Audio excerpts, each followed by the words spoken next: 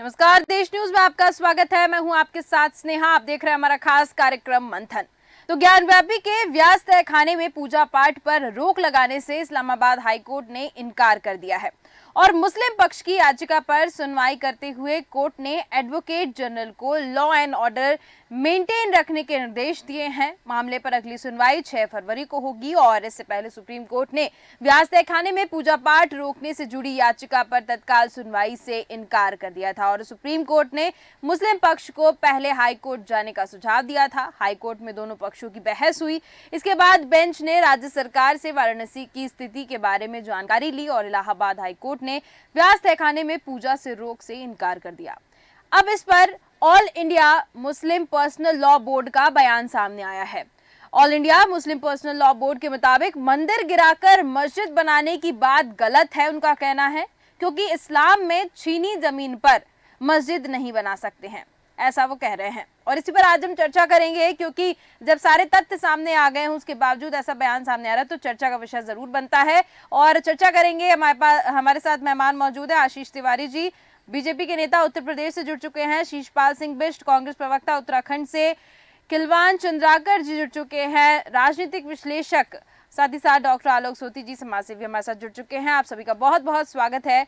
सबसे पहले खिलावन चंद्राकर जी आपके पास आऊंगी, आपसे जानना चाहती हूँ, ये जो बयान सामने आया है उसमें कहा गया है कि मंदिर तोड़कर मस्जिद नहीं बना है और जहाँ छीनी हुई जगह पर मस्जिद नहीं बनाया जाता है, ऐसा यानी कि अब जो एएसआई की जो रिपोर्ट आई है, आर्कियोलॉजिकल सर्वे ऑफ इंडिया ने इतने दिनों तक वहां पर सर्वे किया, बहुत सारी चीजें निकाली, उसको पूरा खारिज करते हुए नजर आ रहे हैं। देखिए स्नेहा जी, सबसे महत्वपूर्ण बात यही है कि कोर्ट के निर्देश के बाद आईएसएफ ने जो आईएसआई ने जो सर्वे किया है और उस सर्वे में, पुरातत्व सर्वे में जो जो संकेत मिले हैं, जो अंश मिले हैं, वो स्पष्ट मंदिर के संकेत है। ऐसे में मुझे लगता है मुस्लिम पक्ष के द्वारा जिस तरह से तर्क प्रस्तुत किए जा रहे हैं, जिस तरह का वातावरण निर्मित किया जा रहा है जी। हालांकि उनका तर्क यह है कि छीनी हुई या झपटी हुई जमीन पर मस्जिद नहीं बनाया जाता, वहां नमाज अदा नहीं की जा सकती, नहीं की जाती, इस तरह का बयान आया उनका। लेकिन मुझे लगता है कि जब ये ज्ञानव्यापी मंदिर को तोड़कर मस्जिद बनाया गया था औरंगजेब के कार्यकाल में, उस समय मुझे लगता है इस नाम का पालन नहीं किया होगा, या हो सकता है किया भी होगा तो उसको बहुत अहमियत नहीं दी जा रही आज। बिल्कुल संदेह के परे लगता है, क्योंकि हमने उदाहरण देख लिया, राम जन्मभूमि में उदाहरण देख लिया, जन्मभूमि में भी जो मंदिर था श्री राम का, उसको तोड़कर वहां बाबरी मस्जिद का निर्माण किया गया था। लगभग उसी तर्ज पर ज्ञानव्यापी के मंदिर को तोड़कर भी मस्जिद का निर्माण किया गया है। जो तह खाने हैं या जो दीवारें हैं वहां उनकी, उन सब में जो है मंदिर होने के स्पष्ट संकेत दिखाई दे रहे हैं। ऐसे में लगता है मुझे मुस्लिम पक्ष द्वारा दिया गया तर्क बिल्कुल नाकाफी। ठीक है, डॉक्टर आलोक सोती जी आपके पास आऊंगी। ये जो तर्क सामने आया है, एक बयान सामने आया है जो दिया गया है, अब इसमें all India Muslim league personal law board के मुताबिक ऐसा कहा गया है कि मंदिर गिराकर मस्जिद तो बिल्कुल भी नहीं बनाई गई है, क्योंकि मस्जिद छीनी हुई जगह पर नहीं बनाई जाती है। स्नेहा जी, अगर ये वक्तव्य आया है all India board of Muslim board से तो बहुत अच्छा है, क्योंकि आप देख रहे हैं कि एएसआई ने अपनी रिपोर्ट दाखिल कर दी है और ये बता सकती है कि वहां पे पहले क्या, क्योंकि आर्कियोलॉजिकल डिपार्टमेंट के पास ही ये क्षमता है और ये उसके पास कि किस तरीके से वहां पे क्या क्या हुआ होगा, किस अवधि में क्या क्या मिला होगा, कैसी बातें हैं। तो दूध का दूध पानी का पानी हो जाएगा, क्योंकि आर्कियोलॉजिकल की जो रिपोर्ट्स है उस पर जब बहस होगी और उनके डिपार्टमेंट्स के लोग जब उस पर बात करेंगे, तर्क रखेंगे जज साहब के सामने, तब ये बात क्लियर हो जाएगी कि वहां पे मस्जिद थी या मंदिर था पहले, जिसको कहा जाता है कि औरंगजेब ने तोड़ के वहां पे बनाया है। तो बहुत अच्छी बात है अगर मुस्लिम पक्ष इस बात पे एग्री हो रहा है कि वहां पे जो है मस्जिद थी और मंदिर नहीं तोड़ा गया है। अगर रिपोर्ट आने पर ये सिद्ध हो जाएगा कि वहां पे मंदिर था मस्जिद बनने से पहले, तो फिर हमको लगता है कि मुस्लिम पक्ष को जो है साहस से इसको स्वीकार करना चाहिए। और वैसे भी इस्लाम में कहा गया, मैं बहुत बड़ा स्कॉलर तो नहीं हूँ इस्लाम का, लेकिन उसमें कहा गया कि विवादित स्थल पे जो है नमाज नहीं स्वीकार होती है तो मस्जिद बनाना तो बड़ी दूर की बात होती है। तो उम्मीद है कि इसका भी साहस जो निर्णय है जो होगा, या जो भी इसका निर्णय होगा, वो आप देखेंगे कि साहस से हिंदू और मुस्लिम दोनों पक्ष मिलके इसको स्वीकार करेंगे। और कि रामलला का जो निकला था, क्योंकि वहां पे भी अगर बारीकी से देखा जाए तो ये जो वहां का था वो उसका प्रॉपर्टी सूट का मामला था। 2.77 एकड़ जमीन का था, जिसपे वो क्लेम कर रहा था हिंदू पक्ष की यहाँ रामलला पैदा हुए थे, और मुस्लिम पक्ष कह रहा था कि यहाँ पे मस्जिद थी। लेकिन वहां पे भी आर्कियोलॉजी की सर्वे ऑफ इंडिया ने जो थी खुदाई की थी, और उसकी रिपोर्ट भी सबमिट की गई थी। तो उससे ये लगा कि नहीं, यहाँ पे एक पुराना स्ट्रक्चर था, 12वीं शताब्दी का था। ये सब बातें हुई क्योंकि आप देख रहे हैं सुप्रीम कोर्ट में 1.25 लाख पन्ने, जो कि हिंदी, उर्दू, अरबी और संस्कृत किस किस भाषा में थे, जिसका कि उत्तर प्रदेश सरकार ने, विशेषकर योगी सरकार ने उसका जो है अंग्रेजी में अनुवाद करा के वहां पे प्रस्तुत किया। तो अभी भी ऐसे ही आपको यहाँ पे ऐसे बहुत से साक्ष्य मिलेंगे जो कोर्ट में रखे जाएंगे, जो दूध का दूध पानी का पानी कर देंगे। ठीक है, यानी कि 1200 पेज की एसआई की सर्वे रिपोर्ट है, उसमें तो अभी तक ऐसा कुछ निकल के नहीं आया है कि यहाँ पर मंदिर को तोड़कर मस्जिद नहीं बनाएगा, बल्कि सिद्ध हो रहा है बहुत सारी चीज़ें ऐसी ओम के आकार निकल के आए हैं। बहुत तमाम हिंदू पूजा में जो भी यूज़ की जाती है चीज़ें, सारी चीज़ें वहाँ पर निकल के आई हैं, कुछ कुछ चीज़ें निकल के आई हैं। तो रिपोर्ट तो एकदम अलग निकल के आई है, लेकिन इनका बयान एकदम अलग है। लेकिन अब और जानेंगे, यहाँ पर शीशपाल जी हमारे साथ जुड़ चुके हैं जो कि कांग्रेस प्रवक्ता है, उनसे भी जान लेते हैं कि इनका क्या कहना है इस बयान को लेकर। शीशपाल जी, जो बयान सामने आया है कि मंदिर तोड़कर मस्जिद नहीं बनाया गई है, उसको लेकर आप क्या कहेंगे?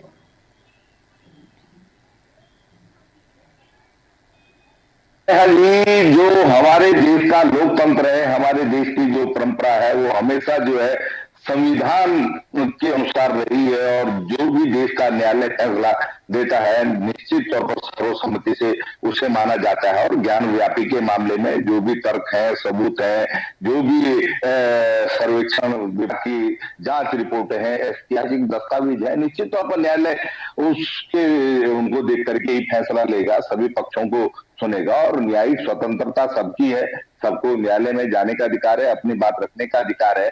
और बोर्ड का बयान है, ये आप किसी मुस्लिम संस्था का बयान तो है नहीं, ये तो सरकारी ही संस्था है। सरकार की ओर से ही आप इस बयान को मान सकते हैं कि जो है मुस्लिम पर्सनल लॉ बोर्ड निश्चित उसको भी अपनी बात रखने का अधिकार है। गतवा जो है इस सबका परीक्षण जो है न्यायालय करेगा, और मान्य न्यायालय जो भी फैसला देगा जो है विचार के ऊपर निश्चित तौर पर पूरा देश उसको मानेगा। और मुझे नहीं लगता कि इस प्रकार का कोई विवाद है जिस तरीके का कि तूल दिया जा रहा है, क्योंकि न्यायपालिका में हमारे देश की गहरी आस्था है, और न्यायपालिका ने बड़े बड़े विवादों में, बड़े बड़े मामलों में फैसले लिए है, और देश ने जो है पूरी शिद्दत के साथ उन फैसलों को माना है। जी ठीक है, आशीष तिवारी जी, आपका भी, क्योंकि मैंने सबसे जाना है ये बयान है और इस बयान को लेकर क्या कहना है सबसे मैंने राय ली, और क्या मन में चल रहा है ये भी जाना। आपसे भी मैं यही जानना चाहती हूँ कि ये जो बयान सामने आया है, अब इसमें जो all India Muslim personal law board के मुताबिक ये कहा गया है, यानी कि कोई ऐसे अगर आम मुस्लिम कहते या फिर कोई और कहता तो बात नहीं थी, यहाँ पर all India Muslim personal law board की बात है, और उनका कहना है कि मंदिर गिराकर मस्जिद बिल्कुल भी नहीं बनाई गई है। और कई ऐसे बयान सामने आए हैं कि अब न्यायालय में मुस्लिमों की बात नहीं सुनी जा रही है, यानी कि पूरी तरीके से अगर हम देखें तो जैसे लोकतांत्रिक देश तो कहा जा रहा है, लेकिन यहाँ पर डिवीजन नजर आ रहा है लोगों में। ऐसा अब न्यायालय को लेकर भी सोचने लगे कि न्यायालय हमारी बात नहीं सुन रहा है, सिर्फ हिंदू पक्ष की बात सुन रहा है।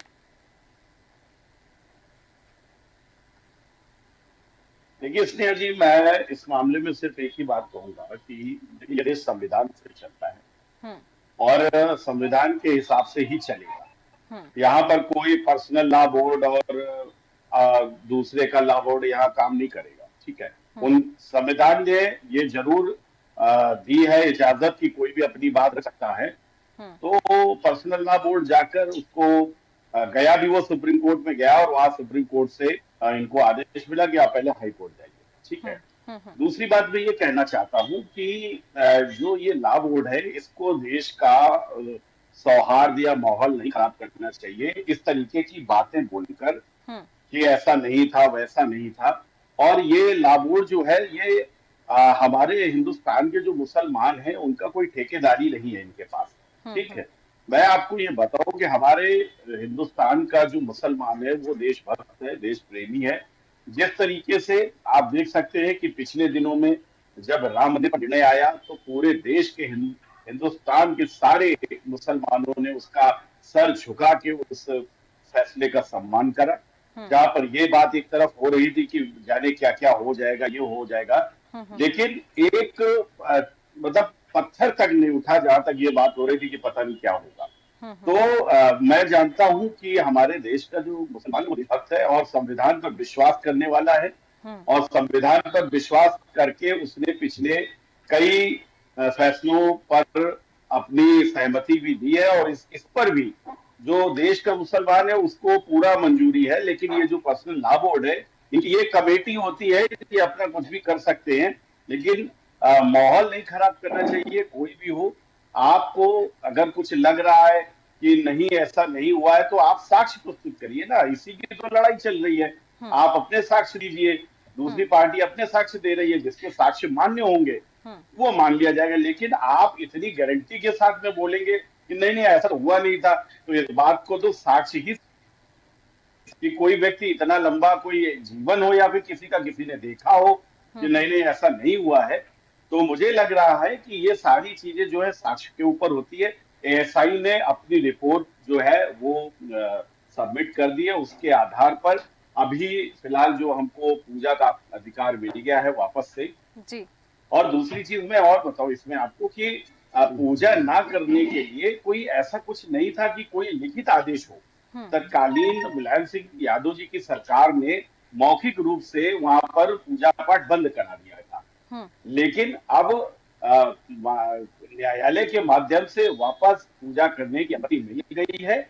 और उसको देखिए फिर मुसलमानों ने, मैं देश के मुसलमान की बात करूं, मैं पर्सनल लॉ बोर्ड के कुछ गिनती के उनकी बात नहीं कर रहा हूं जो कमेटी में लोग हैं, लेकिन पूरे देश का, पूरे भारत का मुसलमान संविधान को माना कि वो फिर 6 तारीख को अभी उस पर निर्णय आने वाला है, तो उसका इंतजार हो रहा है। कोई भी कोई न्यूसेंस नहीं, कोई कहीं आज वहां पर नीचे आज जुमा है, जुमे की नमाज ऊपर अदा करी गई, तो एक अच्छा माहौल है। लेकिन चंद लोग होते हैं जो शायद जिनको अच्छा नहीं लगता कि हमारे देश का माहौल खराब रहे, तो वो हिंदू मुस्लिम में झगड़ा कराना चाहते हैं, और उसमें वो बिल्कुल भी कामयाब नहीं होंगे, ये भी मैं बता दूं।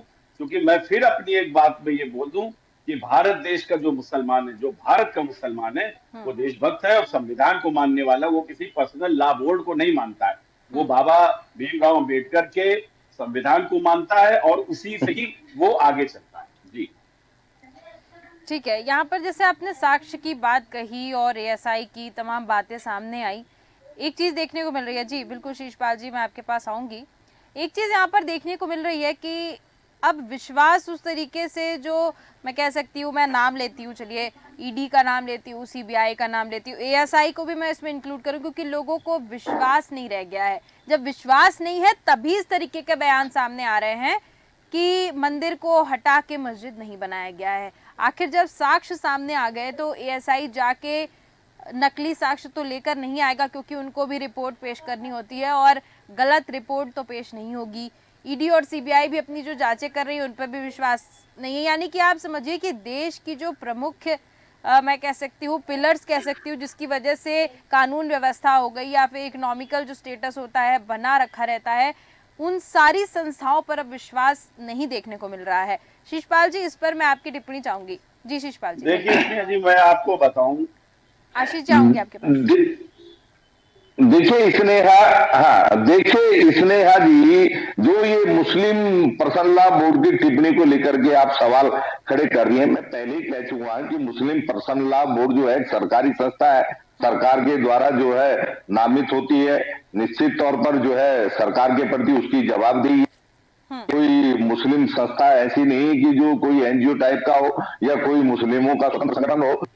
निश्चित तौर पर अगर मुस्लिम पर्सनल लॉ बोर्ड सरकार की भावनाओं के विरोध में अगर काम कर रहा है और सरकार ये भाजपा संगठन को लगता है कि ये अपनी मनमानी कर रहा है, देश में माहौल को खराब करने का प्रयास कर रहा है, तो उसको भंग कर दे।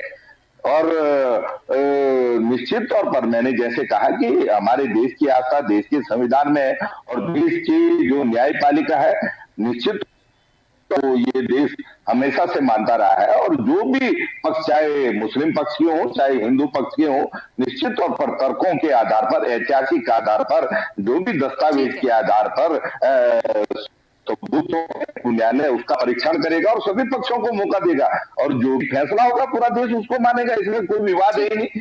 मुस्लिम पक्ष में कोई विवाद नहीं कर रहा, लेकिन सरकार एक तरफ तो जो है दूसरी बात करती है, दूसरी तरफ जो है मुस्लिम पर्सनल लॉ बोर्ड को आगे करके बयान दिलवाती है। तो ये राजनीति ठीक नहीं है।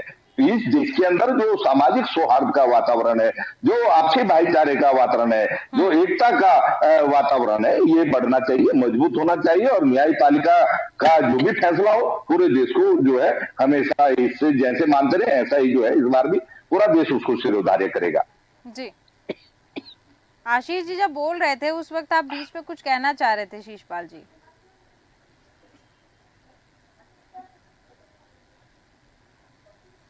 शीशपाल जी आप मुझे कह रही है इसने अभी जी जब आशीष जी कुछ बोल रहे थे आप बीच में कुछ कहना चाह रहे थे। मैंने सुना नहीं, मैंने सुना नहीं आशीष जी ने क्या कहा। ठीक है आशीष तिवारी जी जी ये जो जांच एजेंसियां हैं उनको लेकर मैंने सवाल पूछा था। देखिए इसमें जी मैं जवाब देखिए आप एक चीज बताइए, ईडी और सीबीआई पे प्रश्न उठा कौन रहा है? ईडी पर प्रश्न वो उठा रहे हैं जिनके यहाँ ईडी ने छापे मारे हैं। और अगर आप ये कहें कि ईडी पर विश्वास खत्म हो गया है, तो भारत की जनता को ईडी पर भी विश्वास है, भारत की जनता को सीबीआई पर भी विश्वास है। विश्वास किन लोगों को नहीं है? जिनके यहाँ छापे मारे जा रहे हैं, जिनके यहाँ चीजें पकड़ में आ रही है, मनी लॉन्ड्रिंग का मामला हो, चाहे कितने भी भ्रष्टाचार पकड़ में आ रहे हो, तो उनको भरोसा नहीं है। वो ऐसी चीज यहाँ पर फैलाने का काम कर रहे हैं। चाहे अभी मैं करंट में झारखंड की बात कर लूं तो आप देख रहे हैं किस तरीके से कितना भ्रष्टाचार का माया जाल फैला के रखा था इन लोगों ने। तो अब उसमें कहना, अब मैं अरविंद केजरीवाल की बात करूं, बहुत ईमानदार, कट्टर ईमानदार अपने आप को ये बताते हैं, लेकिन ईडी ने 5वां समन भेजा, उससे वे भाग रहे हैं। ठीक है ना? तो अगर आप सही हो, सब कुछ सही है, तो आप जाकर जवाब दे लो। आप तो इस मामले में अपने को बहुत बड़ा वो दिखाते हो कि नहीं जी हम तो सवाल के जवाब देंगे, लेकिन आपको 5-5 बार समन करा जा रहा है, लेकिन आप जाने का काम नहीं कर रहे हो। तो ईडी, सीबीआई, देश की कोई भी संस्था हो, उसके ऊपर पे प्रश्न वो लगाने का काम कर रहे हैं जो उनके चंगुल में फंसे हुए लोग हैं। भारत की तमाम जनता इन सारी संवैधानिक संस्थाओं पर विश्वास करती है, भारत के न्यायालय पर विश्वास करती है, और इसके ऊपर प्रश्न चिन्ह लगाने का वही काम कर रहे हैं जो कहीं ना कहीं सामाजिक सौहार्द बिगाड़ना चाहते हैं, जो कहीं ना कहीं उनकी अपनी निजी समस्याएं हैं इन चीजों को लेकर, तो वो ऐसा चाहते हैं और वो प्रयास करें, लेकिन ऐसा हो नहीं पाएगा। दूसरी बात मैं बता दूं, अभी हमारे शीशपाल जी ने कहा मुस्लिम पर्सनल लॉ बोर्ड को बंद कर देना चाहिए और सरकार के ऊपर इन्होंने कहा, तो मैं आपको बता दूं कि सरकार की ओर से कोई टिप्पणी नहीं आई है। जो टिप्पणी आई है वो वहां के जो साधु संत हैं उन लोगों ने ये कहा है कि इस तरीके से नहीं होना चाहिए। सरकार ने कोई टिप्पणी नहीं करी है इसके ऊपर, न भारतीय जनता पार्टी की ओर से कोई टिप्पणी आई है। तो आप, लेकिन कांग्रेस प्रवक्ता की भी मजबूरी है, बिना भारतीय जनता पार्टी को साथ में लाए इनका कोई काम ही नहीं चलेगा, कि इनके पास और कोई बात करने को नहीं रहेगी। भारतीय जनता पार्टी को लाने के बाद में उसको कोसने के अलावा इनके पास कोई काम नहीं, जबकि इस मसले में भारतीय जनता पार्टी ने टिप्पणी नहीं करी है। जो टिप्पणी आई वो साधु संतों की ओर से आई है। जिस तरीके से पर्सनल लॉ बोर्ड ने जो बोला उसके विरोध में साधु संतों की जो टिप्पणी है वो चल रही है। तो इस विषय में मुझे लग रहा है शीशपाल जी को थोड़ा सा पढ़ लेना चाहिए। ठीक है जी, शीशपाल जी बोलिए। देखिए स्नेहा जी, भारतीय जनता पार्टी के प्रवक्ता अगर ईडी सीबीआई तक न पहुंचे तो इनकी डीबीटी पूरी नहीं होती। ईडी सीबीआई पर इस देश का पूरा विश्वास था, नहीं, ये तो लेकिन पूछा गया था, सरकारी किसने था संस्थाओं का भाई? जिस तरीके से ये दुरुपयोग हो रहा है, जिस प्रकार की वॉशिंग मशीन इनके पास है कि बड़े बड़े भ्रष्टाचारी उस वॉशिंग मशीन से निकल के किस तरीके से नीट क्लीन स्वच्छ छवि के हो जा रहे हैं। एक दिन पहले जो है देश के प्रधानमंत्री गृह मंत्री बयान देते हैं कि 70,000 करोड़ का घोटाला, चक्की पीसिंग किसी को नहीं छोड़ा जाता। अगले दिन भाजपा की सदस्यता ग्रहण हो जाती, कोई उप मुख्यमंत्री बन जाता है, कोई मंत्री बन जाता है, भ्रष्टाचार का मामला रफा दफा हो जाता है। तो देश देख रहा है। और जहां तक आप कह रहे हैं कि साधु संतों ने टिप्पणी की, जो है भाजपा की ओर से, सरकार की ओर से कोई टिप्पणी नहीं आई। मैंने इसमें केवल इतना कहा कि मुस्लिम पर्सनल लॉ बोर्ड जो है सरकारी संस्था है भाई, सरकार के द्वारा ही वो नामित होती है, सरकार के ही प्रति उसकी जवाबदेही है। और वो फिर इस प्रकार की बात क्यों कर रही है? जब मामला न्यायालय में है उसको यही कहना चाहिए कि भाई जो न्यायालय फैसला देगा निश्चित तौर पर पूरा देश मानेगा। जो भी उसके पास सबूत हो वो जो है न्यायालय में प्रस्तुत करे, दस्तावेज जो भी हो न्यायालय में प्रस्तुत करे। इसमें दिक्कत क्या है? कहीं विवाद नहीं है। भारतीय जनता पार्टी बड़े सातिराना अंदाज में जो है विवाद को जन्म देती है और उसको जो है इस प्रकार का रंग देने की कोशिश करती है कि कहीं साहब भाजपा ही सब कुछ कर रही है, हमारी सरकार नहीं होती तो इन मामलों का समाधान। जैसे राम मंदिर का मसला है, माननीय सुप्रीम कोर्ट के निर्देश पर वहां पर दिव्य भव्य राम मंदिर बन रहा सरकारी खर्च से, यहाँ पर राजनीति कहा जाती, लेकिन राजनीति पार्टी से नहीं ले रही साहब। आज देश में किसी दूसरे भी दल की सरकार होती, कम्युनिस्टों की सरकार होती, सपा की सरकार होती, वो भी सुप्रीम कोर्ट का आदेश का पालन करती और दिव्य भव्य राम मंदिर का निर्माण करती। किसकी हिम्मत है इस देश के अंदर जो सुप्रीम कोर्ट के निर्देश का पालन न करे? लेकिन राजनीतिक श्रेय लेना है, जो है अपनी पीठ थपथपानी है। तो इस प्रकार की जो राजनीति है निश्चित तौर पर राजनीति देश के लोकतंत्र के लिए भी ठीक नहीं है। संविधान के प्रति हम सबकी श्रद्धा है और निश्चित तौर पर जो भी फैसला न्यायालय का आएगा, मैंने पहले भी कहा फिर दोहरा रहा हूं, पूरा देश उसको जो है सिरोधार्य करेगा, मानेगा। जी ठीक है, जो भी फैसला होगा उसको पूरा देश मानेगा, ऐसा कह रहे हैं शीशपाल जी। जी आशीष जी। देखिए, मैं आपको बताऊं, जितना भारतीय जनता पार्टी ने नहीं लिया उतना श्रेय विपक्ष किया, जबकि भारतीय जनता पार्टी बार बार चिल्ला चिल्ला के कहती रही मंदिर हम नहीं बनवा रहे, मंदिर हम नहीं बनवा रहे, लेकिन पूरा विपक्ष नहीं ये मंदिर बनवा रहे, यही मंदिर बनवा रहे। तो पहली चीज मैं बता दूं। दूसरी चीज, किसी की भी सरकार होती तो बन जाता, ये बात इन्होंने बिल्कुल गलत कही। किसी की भी सरकार नहीं, इनकी ही सरकार रही, अगर ये चाहते तो बनवा लेते, बल्कि इनके सुप्रीम कोर्ट के निर्देश का पालन लंबी डेट देते थे, वहां पर एप्लीकेशन देते थे कि 2-2 साल में आप वहां पर डेट दो। ठीक है, तो ये जो राम को काल्पनिक मानने वाले लोग हैं, ये मंदिर के ऊपर अगर बताएंगे कुछ तो इनके मुंह से शोभा नहीं देगा। और हाँ, उसमें भारतीय जनता पार्टी का सहयोग है, क्योंकि भारतीय जनता पार्टी, विश्व हिंदू परिषद, आरएसएस, इन सब के अपने वकील लगे हुए थे, जबकि राम मंदिर ना बनने के लिए कांग्रेस के वकील खड़े हुए थे। तो ये तो बात इनको बिल्कुल गलत है। राम मंदिर तो ये चाहते नहीं थे बने, चूंकि इन्होंने तो राम को काल्पनिक बता दिया था। तो अब ये बता रहे कि किसी की कम्युनिस्ट की सरकार, कोई सरकार नहीं बनवा सकती थी। अगर सरकार में बनना तो आप लोगों के तो। दूसरी चीज मैं आपको ये बता रहा हूँ कि देखिए, जहां तक काशी की बात है, मैंने फिर बताया आपको, मामला जब कोर्ट में चल रहा है तो इसको फिर मुस्लिम पर्सनल लॉ बोर्ड को कोई टिप्पणी नहीं करनी चाहिए उस पर, क्योंकि उनकी टिप्पणी के बाद ही साधु संतों ने उस पर टिप्पणी करी। पहले कोई सबसे बड़ा प्रभाव, कोई टिप्पणी नहीं है। क्योंकि मैं तो फिर कह रहा हूँ, देखिए जैसे मीडिया में सामने खबरें आती हैं और लोग आजकल खबरें पढ़ने लगे हैं, अवेयर होने लगे हैं, तो कहीं ना कहीं जैसे दो समुदायों के बीच में आपसी जो है वो भेद नजर आ रहा है।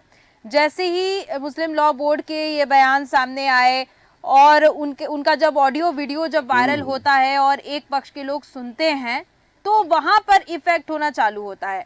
बात सिर्फ बयान की नहीं होती है, बात ये होती है कि अगर हमने कुछ बोला उसका पूरे भारत देश में क्या प्रभाव पड़ने वाला है। आलोक सूती जी, इसी को लेकर मेरा प्रश्न आपसे रहेगा कि जैसे ही उनका बयान सामने आया, ऑडियो वीडियो सामने आया, जब लोगों ने सुना तो मुस्लिम पक्ष जो नहीं सोच रहा था वो भी सोचने के लिए मजबूर अब हो गया है।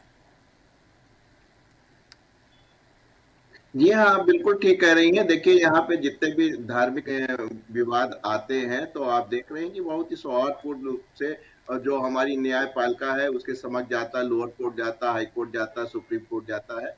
लेकिन जो पक्षधर होते हैं उनकी अगर विचारधारा खुले दिमाग से काम करे, इस तरीके के स्टेटमेंट्स आते हैं और सौहार्दपूर्ण से, इसमें राम मंदिर में भी कोर्ट ने कई बार कहा था कि आप कोर्ट से हटके जो है आप लोग बाहर बैठ के फैसला कर लीजिए, जरूरत जी। पड़े तो हम मध्यस्थता करने के लिए हम जज को अपॉइंट कर सकते हैं। तो अगर इस तरीके की बातें आती हैं, कह रहे हैं कि अगर ऐसा होगा तो ये होगा, तो उस पक्ष पे आप जो है, जो दूसरा पक्ष है वो अपने साक्ष्य को रख सकता है और प्रमाणित साक्ष्य को रख सकता है, वैज्ञानिक साक्ष्य को रख सकता है, जी। क्योंकि एएसआई जो है वो एक, वहां पे जब सर्वे होता है तो केवल हिंदू पक्ष नहीं होता है, मुस्लिम पक्ष के भी जो होते हैं अधिकारी वो भी वहां पे रहते हैं, दोनों जी। पक्षों के लोग वहां पे मौजूद रहते हैं। तो ऐसे में जो इकट्ठा किए जाते हैं साक्ष्य, जी। जो उनकी प्रमाणिकता किया जाती है, उसमें कोई संदेह नहीं होता है।